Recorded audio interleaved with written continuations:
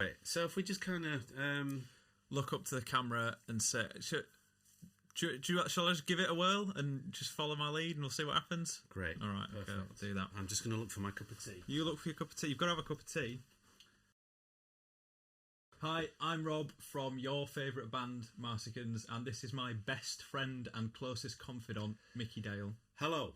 And we're going to take you through some of the weirder and more wonderful parts of our album Ursa Major, which you may not have noticed on your first, second or 50th listen. So hopefully by now you all know the album inside and out, or so you think. But yeah, we're here to kind of question that. So why don't we start by just giving you a little blast of the song, just a little burst, so just to remind you which song we're talking about. We're going to start with Summery and Angus. We were reminded when we opened this recording session earlier that there are just like loads of little beautiful moments that all sit quite low in the mix, but we thought it'd be fun to spend some time to showing you what everything is. So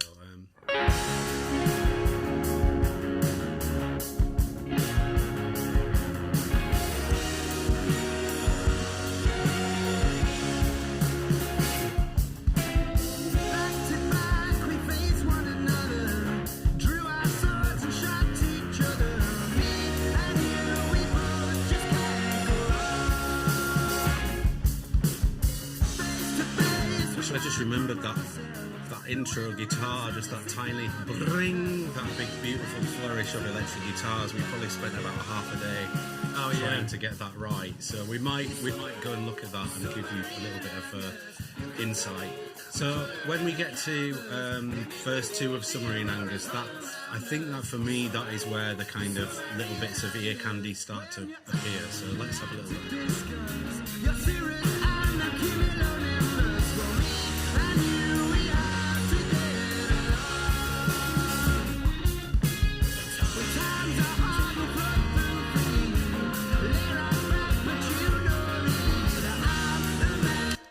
Do you want to talk to us about the Munchkins? Yes, I can talk to you about the Munchkins. So in verse 2 of Summery and Angus, one of my BVs is kind of a bit weird. And what we did is we hired a choir of Munchkins to come and join me on the particular day that we were tracking that vocal. So in solo, this is the Munchkin choir.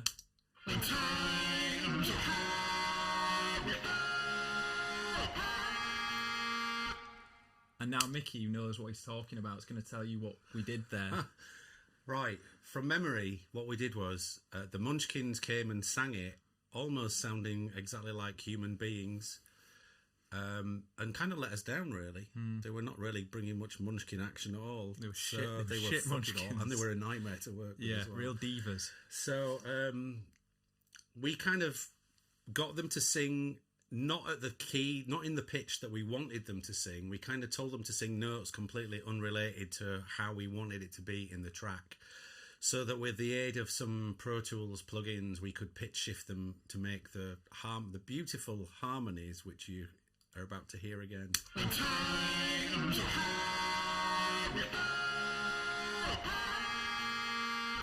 Yeah, and there's loads of like distortion and weird stuff over the top of that, isn't there? There is. Do we like bounce it all down We together? bounce this because this is kind of how we presented it to Fern, who mixed the album, and with certain things in the mix, we actually wanted to tie his hands so he couldn't undo a lot of the work that we'd done. So if there was a certain sound that we'd spent time creating in the studio, we would just bounce it down with all the effects so that Fern couldn't unpick it and try and represent it to us. I hope he's not troubled or offended by that, but I think probably fucking hates the Munchkins. I think it's just good if you're in the studio and you've spent time creating something and you've signed it off as a producer in a band. You don't want somebody then kind of undoing that work. We've got Fern on the line. Fern's ringing up. Okay, so those are the Munchkins.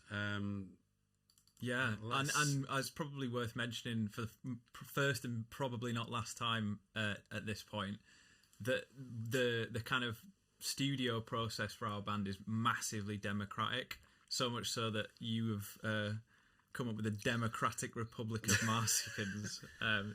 But yeah, I think once we all come to agreement on an idea, it can take a long time for that to happen. So when we are kind of bouncing things down and tying the hands of the mixing engineer, it's because we've like probably been to war. Yeah, like beating each other up. Yeah, you don't want to go through it all again when somebody with a fresh pair of ears says, "Why don't you try and present the Munchkins in this particular way?" And it just opens old wounds. Yeah, and, none of us are expected to live that long. So that's the Munchkins, the Munchkin Choir.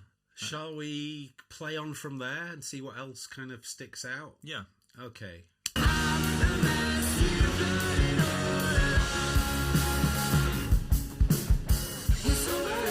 Summery and Angus, you're concerning, I'm colouring the canvas, make me believe the aurora's all around us. So I think the next bit of the song where there's like plentiful ear candy is the middle eight section. Yeah, we all had like big ideas about how we were going to decorate that. So we will first of all. Right, okay. We had an idea. I once watched the Red Hot Chili Peppers documentary of them making their amazing Blood Sugar Sex Magic album, and they were all clanging bits of car parts and clutch brake discs and all that. And we wanted to get some pots and pans action on it, and boy, did we record. Yeah, I think our like reference point for this was the first Everything album. Ah, yeah, that's a cooler reference. It's there's just a great little video. They did something similar to this, and they're like sliding the van door shut, and everyone's twatting bits of an old transit van. Is that on Cough Cough, or is that something before? I think it was on the first record, but it might have been on Cough Cough. I don't know. I'm not cool enough to actually know. No, so well, that's okay. Anyway, here's some pans. Pots and pans.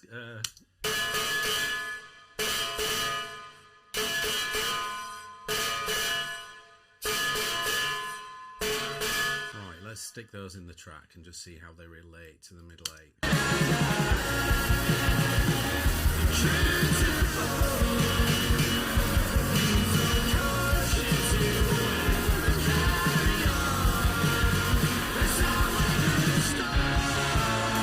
I'd forgotten about the pans, and I've just remembered the actual the time where it was James and Ollie who were playing the pans, and they were both on, like, because you don't have music stands for pans, and they were on the floor in there, and they were both like giddy children having the time of their little lives. It's nice, that, isn't it? It was. Sometimes making an album, there's a lot of things where you're just ticking off a list of jobs, like, are we happy with the drums?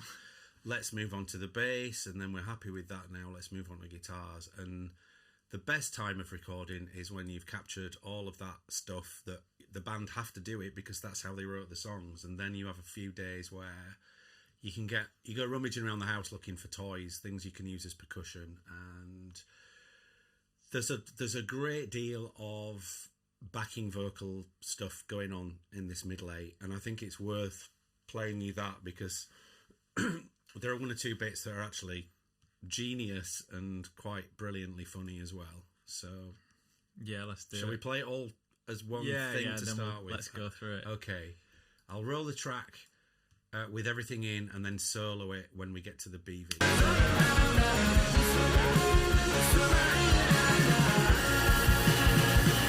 True to form, you throw caution to the wind and carry on. It's all weather the storm.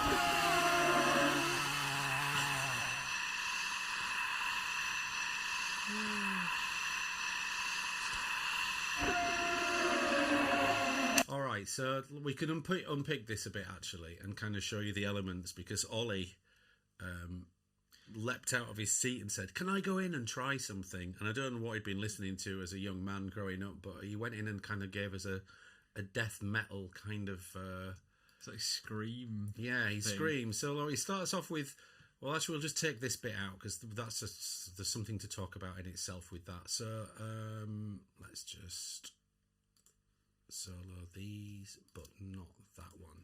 And true to form, you throw caution to the wind and carry on.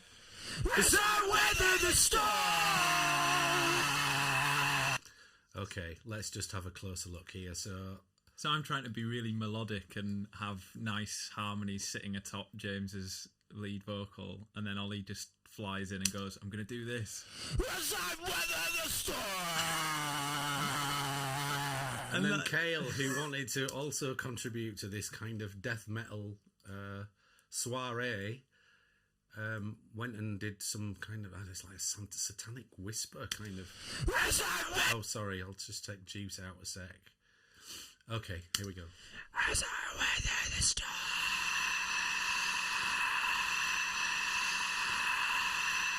Oh, we looped it, didn't we? Oh, did we? Oh, you've shattered that by saying we looped. I didn't realise we'd looped it. Yeah. I thought he just had got like lungs of the lungs of King Kong or something. But anyway, so one other notable thing, and we did this not just on this song on the album, but because Marsicans over the years have amassed such beautiful guitar pedal boards. Sometimes if we've recorded something into Pro Tools and it's not quite giving us the flavour that we want using my plugins, we will send the audio out of Pro Tools through pedal boards, through a guitar amp in the other room, put microphones on it and record it. So that's kind of, I'll play you a little bit of a backing vocal thing that demonstrates the, often when that happens, all the Marsicans guys will be on the floor just going mad with all the knobs and dials of a pedal board.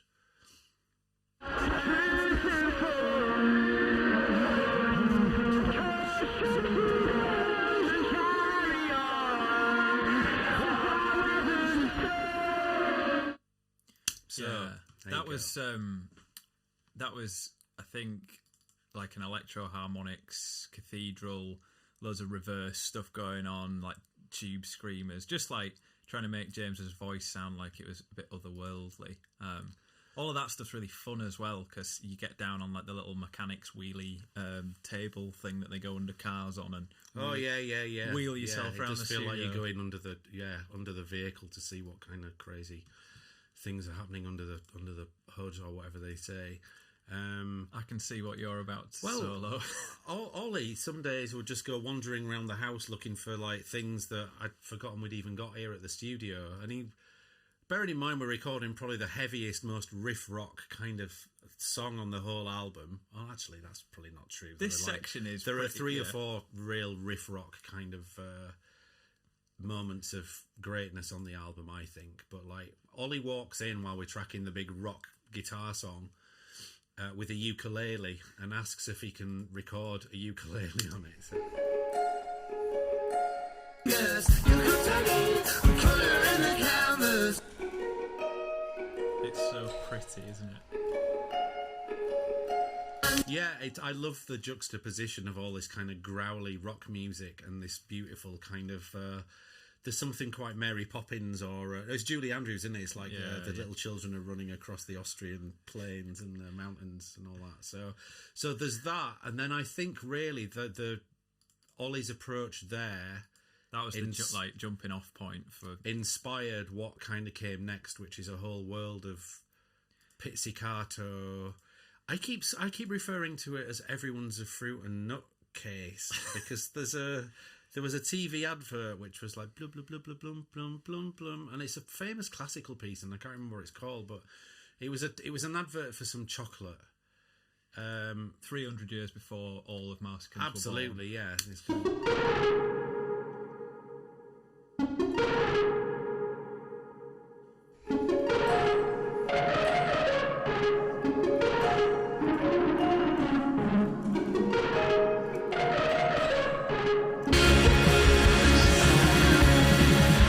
So you don't even know that they're in the mix. We know they're in the mix, and every time I hear it, I'm kind of listening out for the little. It's in the outro, isn't it? The little delicate pizzicato moment. I think Ollie inspired it with the ukulele, and then we recorded these kind of pizzicato string samples that you had in a plugin somewhere, and fucked them up a bit with some distortion. And then we also did something with the OP1, didn't we? There's like we did. Shall I solo the OP? I think this is the OP one. Is that the thing you were It's not what you thought it would be. Yeah, so Everything's been really distorted after that point. They kind of the strings were the call and the OP one was the response. So there was like this right. bum bum ba-da.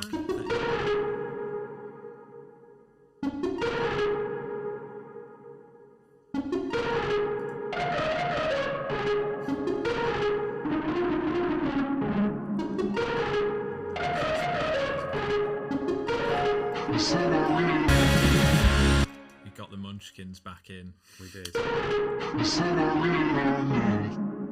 That's James's voice just playing. It is indeed. Sorry, I'll just do that again without the other thing playing. I think there's like a Haim reference there. I know James is a big fan of Haim, and I don't know which song it is. It's off one of the more recent albums, but they do that where they just kind of change the format of a vocal and. Yeah, it's quite a Vampire Weekend thing to do as well, and we are all massive. We're all massively in love with Vampire Weekend. Oh yeah, Yeah, that album. Is that their second album? Yeah, it's just genius. I think it's such a beautiful sounding record. So, I think for Summery and Angus, we've kind of shown you pretty much all the little hidden trinkets that I think are like fun and.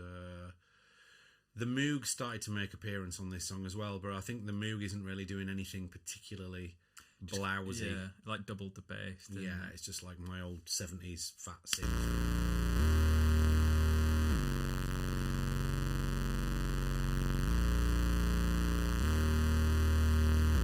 Yeah, great. It sounds really ridiculous out of context as well. Those three notes on that Moog sounds like the start of some kind of crap like, sci-fi, 80s. lo-fi 80s horror film. Made in Italy for a 25 quid budget, shot on direct to VHS. But yeah, that kind of lives in the middle eight. Oops.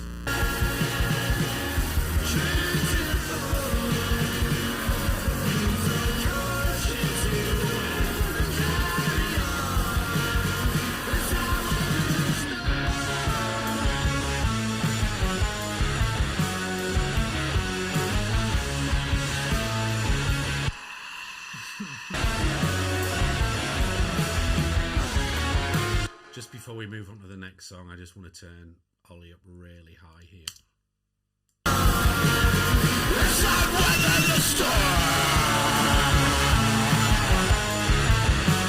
So I think that's kind of, we've covered all that, and we hope that has been fun and insightful, because we're going to go have a cup of tea and then come back and show you another song. We'll come to that. When you're giving your OP1 demonstration, I do actually have a teenage engineering bracelet. Really? Yeah. Shall I put it on? Well, you could try it just before we get to that segment. I'll just now put on the teenage engineering branded bracelet. Now, they sent me one as well, Matching which I thought was bracelets. really kind of them. Whose fucking wrists are these for Americans? This is quite fun for me as well, because usually it's you saying, right now, don't be shit. Through like obnoxiously through a talkback. Don't be shit. No, I'm telling you. Well, those are, it works. Yeah, it does. And just remember to deliver the third verse with a particular je ne sais quoi. Je ne sais quoi. Remember to kind of reach, dear, passion.